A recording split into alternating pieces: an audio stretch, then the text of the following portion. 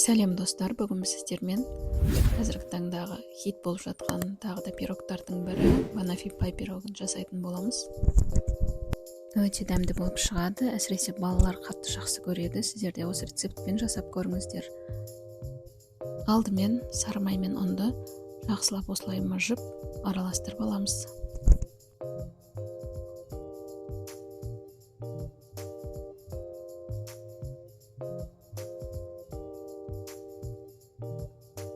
Жақсылап мыжып араластырып болған соң ұнымыздың үстіне шекерді, бір жұмыртқаны және 2 ас қасық қаймақты саламыз.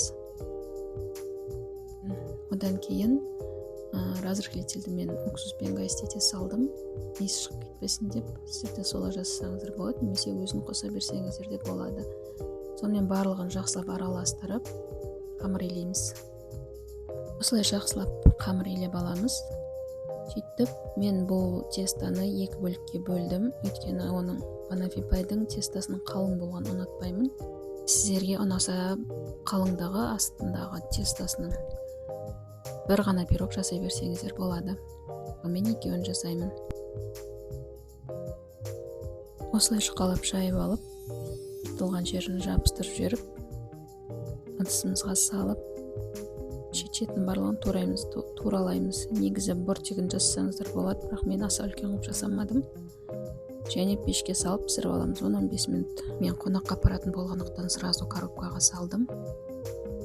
Осылай сироп дайындап алып, бетіне жағып шығамыз. Сүтпен не сумен шекер қосып, ыстық қылып, бетіне осылай жағып шығамыз.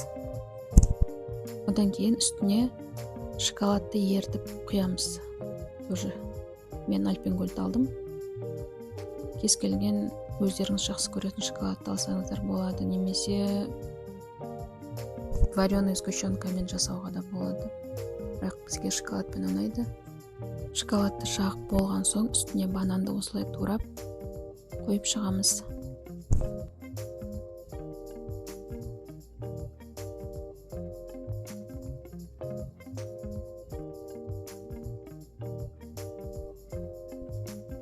Одан кейін кремін дайындауға кірісеміз. Кремі обычный классический чиз крем, сливки мен творожный сыр қосылған.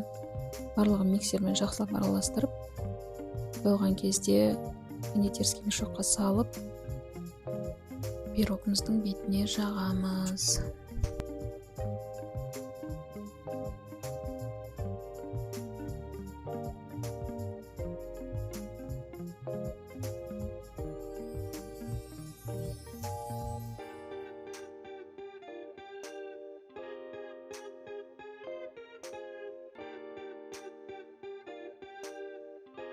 Видеоны лайк басып, достарыңызбен бөлісуді ұмытпаңыз.